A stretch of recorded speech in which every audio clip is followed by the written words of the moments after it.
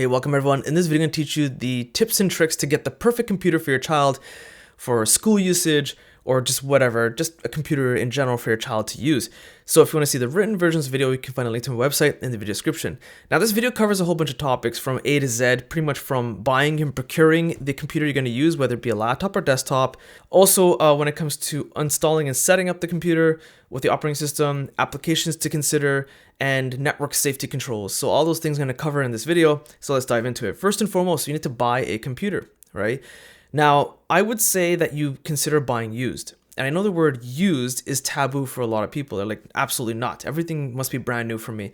I was like of that mindset for the longest time until recently, you have SSDs, hard drive prices, and especially RAM are an astronomical pricing because these multi-billion-dollar and trillion-dollar companies like OpenAI, Grok and X, Microsoft, Meta, need I go on, are hoarding all the equipment. So consumers like us who don't care about AI that much are getting screwed over because of AI data centers. So it's hard to procure a new laptop. They're very expensive now because of those components.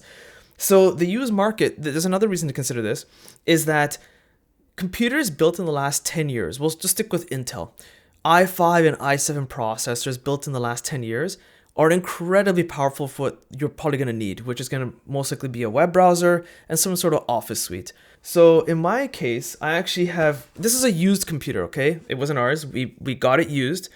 And when we moved, we actually forgot about it. So it's been sitting collecting dust for over a year. And I just picked it up and I was like, oh my God, this is perfect to give to our kid. And what I did was clean it physically on the exterior and on the interior. Now the exterior has some scuffs and marks that I cannot get rid of. They're the permanent scratches. That's okay. The screen looks beautiful. It works fantastic. I opened up the laptop. I have separate videos explaining how to open and clean a computer. I'll put links to those videos in the description. And I highly suggest you watch those videos if you plan to open and clean a used computer. The reason being is because there's some things people overlook. For example, the cooling fan. You don't want your air in a can to just blow air and spin that fan because it can ruin the mechanism. The mechanism is not on. It's not ready to spin. You have to hold it in place. So little things like that I kind of cover. Anyway, so you don't have to get used, but honestly, it is more powerful than needed. This is an i7 processor from I think like 7 years ago. It's overkill for our needs, but we have it and it's used. Perfect machine for my kid. The other thing about getting the computer ready, when I was cleaning it out and I opened the back, so after I dusted it out, there's no dust flying anymore. I actually showed my son the inside. I was like, this is what the storage unit looks like, the SSD. This is where the Wi-Fi card is. I tried to explain the concept of Wi-Fi as best as possible to him. Kind of gets the idea. I kind of made it like a bonding experience. I'm a tech enthusiast, which is pretty obvious. But then, we're doing it together. Another thing to consider is peripherals. So for example, the mouse that I had to give him, it's not this one, but it's a similar size. It's an old gaming mouse, but it's huge for his hand. It works perfect for me, but it's way too big for his hand. So I ended up buying a much smaller mouse. Recently, we haven't even turned it on yet. It's the perfect size for him. So consider accessories are very important. You want your child to be as comfortable as possible. Okay, so next thing is operating system. So this one is really dependent on how you get your machine. This one was used, I wiped it many years ago. And here's the problem with this, okay? You can get a Mac and give it to your kid. The problem I have with this, from a personal perspective, is that Macs are not that popular with children, especially in schools. They use Chromebooks and some Windows machines. They're going to grow up learning on Windows. As much as I dislike Windows, what it's become, it's important that they learn Windows because I need to make sure that using the computer is as easy as possible so they can focus more on their learning on the education and school side. So you can absolutely use any operating system you want. You can use Linux of any kind. You can use Mac, whatever, but I prefer Windows. The problem with Windows is how much AI trash there is. Sometimes when you boot up the computer after some Windows updates after a few months, it'll say, hey, buy a OneDrive 365 plan, get a terabyte of space. You get ads in there. That is the big problem there. I'm fortunate because I have access to Windows 11 IoT, Internet of Things. No AI, no 365 pop-ups, no Microsoft Teams, no Microsoft account needed during the setup. Like, it's super clean. I made another video explaining that. That link to that video will be in the video description. So I'm using a very stripped down version of Windows 11. It's a very special version, but it works perfect and it's still Windows. So operating system choice is very important. If it's a used computer, chances are the person who's giving it to you, who sold it to you, wiped it. but I would say wipe it again anyway, just in case to be safe. Actually, even when I buy a new computer, it's usually full of junk and garbage. Like when I got this Lenovo Legion laptop, which is like my recording thing for YouTube videos, it was full of junk and ads from Lenovo and Microsoft.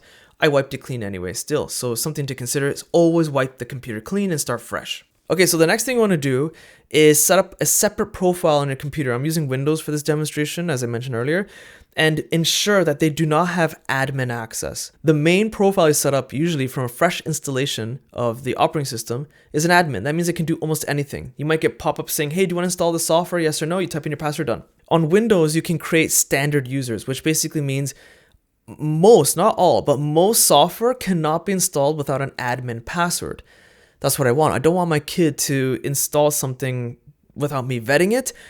So it requires me to type in my password before it can be installed. Also, that's how a lot of viruses and malicious software work, is that they'll try to get admin access because it gets greater control of the computer and it can just run wild and wreak havoc. By not allowing admin access, some viruses can't run. Some, not all. So how do we do that? In Windows, you hit this start button and just type in settings. And this is basically the settings menu. And at the top, you're going to type in is user. Just hit enter. And here you're going to look for something like other users. Okay. And you're going to hit add account. Okay. I'm using Windows 11 IoT. Okay. This might differ for you if you're using regular Windows 11 Home or Enterprise Edition. But here it's going to like, hey, you want to give your Microsoft account. I don't want to give them that data. I don't want them collecting and stealing my data. I'm just going to hit, I don't have this person sign in information. And then add a user without a Microsoft account. Easy peasy. And now I can create something like child account or kids, something like that. But I highly recommend you enter a password. The reason being is I have an 8-year-old. What I don't want is him just taking out the laptop and start using it willy-nilly whenever he wants. In order for him to even log in the computer, he must have the password, which only me and my wife have. We must log in for him. Software side, continuing on, the next thing you want to do is install a web browser. I do not use Edge. I do not use Chrome. To sync your bookmarks, it requires a email address. So none of those browsers I deem as safe. They're all collecting your data. My browser of choice is Brave. Brave is a super clean browser. And to sync your bookmarks, it does not use an account.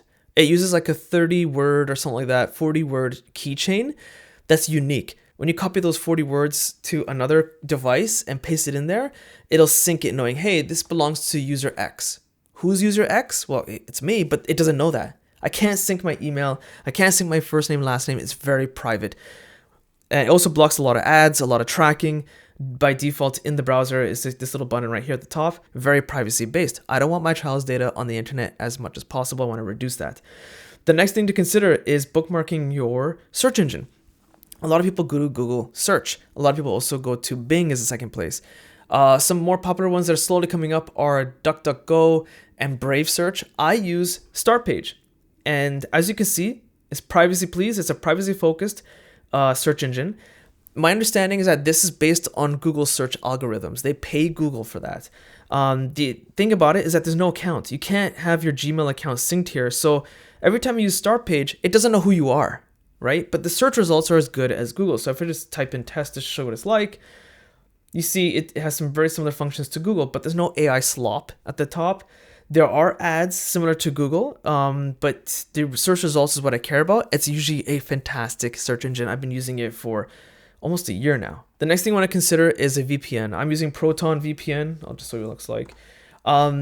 This is not necessary, but again, you're trying to mask a bit more data from your child's usage being collected on the internet. Now, I can make another video on this if there's enough requests, but a VPN does not ensure you're private on the internet. Like if you go to Google and it's syncing to your Gmail account, you can log in your Google account and you're typing stuff on Google search. It knows exactly who you are. You're literally logged into your web browser and everything. So having a VPN is useless in that case. So those are the things where people lie and are sponsored on YouTube about like getting VPN, it keeps you private on the internet. No, there are a lot of caveats to a VPN. Keep in mind, if the child of yours is using Google Classroom, at least for our region, they set it up that you cannot access Google Classroom with a VPN connected. So for all internet usage, my child is behind a VPN. But when my child needs to log into Google Classroom, I have to disable the VPN. He logs in. It's weird because once you're in, you can flip it back on and you can access everything. It's a little strange. But that is one caveat to keep in mind if you can't access it. So the next thing I want to talk about is some sort of office suite. A lot of people will use Google Drive, 365. There's like free plans for those as well. The problem with this, first off, is collecting all your data, okay? And then they're selling it. The second problem is the amount of ads they keep shoving in your face. Like even Microsoft 365, Office 365, I don't know, they keep changing the name. It's just too bloated. It loads really slow. They keep shoving AI in there and I don't want. There's ads always in there in the application itself. I just got fed up and I got LibreOffice. It's free. It's open source. You don't have to pay a cent. They run on donations, the Libra team. There's equivalent to 365 applications. So LibreOffice Calc is the equivalent of Microsoft Excel. Libra Writer is the equivalent of Microsoft Word. If I go to Libra Writer, it's just the equivalent of Microsoft Word. Interface is very clean, look very familiar. So your child using LibreOffice at home and they have to use Microsoft Office at school, they'll know exactly what to do. It's just the same thing, right? And you can save it in Microsoft format. So for example, you can save it in, I think it's docx format in Microsoft Word. It's free, but I highly recommend donating to the Libra Foundation. And next one, security is antivirus. I do not buy antiviruses. I have Malware Bytes account that I got for 3 years. I think it's expired now. I just let it dry out because I haven't used it in several months. Microsoft Defender built into Windows is just fine. To get a virus that gets past Microsoft Defender, you would have to go to a very stupid website. Like you'd have to do something very, I know it sounds harsh, but it's true. It's not that easy to get viruses nowadays. You have to do something very stupid. If you don't know what something is, don't click it. And that's something I educated my child on. The misconception that Linux and macOS cannot get viruses is 100% false. They do, it's just they're not as popular, so they're not targeted as much by bad actors, but they can get viruses. You can buy third-party software if you want to, but I honestly think if you have something like Windows and Defender, it's a waste of money. In my experience, something like Norton, as well as used in the past, it spits fake alerts and ads in your face to buy more premium products. I think Norton itself is a malicious software. Most antivirus programs are. Malwarebytes was very slow and bloated. Okay, so the next thing I want to show you is my router configuration. For parental controls, if I hit sign in, I'm using Asus router, so your experience may vary. But basically, if you go to the left, where the heck did it go? Parent controls, there is functionality to enable parental controls. And the way it works for Asus routers in particular is like you have to turn this thing on, web filtering, and then you have preset categories. And what it basically does is allow you to choose which device do you want to enable this rule for. I enabled it for the one called Kid Laptop. That's the one I gave to my son. And what I've done is basically blocked all these categories. So it's absolutely cool to have this. I suggest you try using it because if you have it part of your router, it's free. You don't have to buy anything else to make it run. Unfortunately, the Asus functionality built in is absolutely useless. For the categories that are set here, I just kind of went to some of the top websites I could find and just asked AI, like, what are the top websites for each category? And I went to those websites and it didn't block it on my child's laptop. Your mileage may vary. There are third-party softwares that you can download and input on the computer itself. There's software you can have integrated with your router you can do. Honestly, I'm not going to spend any extra money. I'm just too lazy to do that. And again, our child uses the laptop right in front of me and my wife when we're floating in the kitchen. Sit down with your child. Educate them about the internet. Educate them that there's a lot of good websites out there they can learn about. You can help them look for new stuff if maybe they're kind of bored and they want a new math challenge. Maybe help them find some math activity websites. There's tons of good content on the internet. They don't need to sit there and watch YouTube videos brain dead. There are a lot of math games and writing games that have them interact with it. It's fun and engaging. But also explain to them there's a lot of bad websites on the internet. You don't have to get into the details about adult theme websites and gambling, but just explain to them that there's also a lot of bad stuff on the internet. I didn't shy away from explaining this to him because the earlier he knows that using the computer is a very special privilege. A lot of kids his age don't have one. That, you also have to be careful with it. It comes with responsibility. So don't be afraid to have that discussion. That is the most important non-technical thing, like not touching the computer literally, but just sitting down and having a discussion with your child. And also explaining time limits and time constraints. So explain time restrictions. So I hope you found this video useful. If you did, be sure to check out my website link in the video description. Hit the like button, it does help. Subscribe, it literally helps my channel grow. And consider hitting the super thanks button, which is just below this video. It's kind of like the heart icon because I have to make these videos after hours when I'm not working. And that's pretty much a wrap.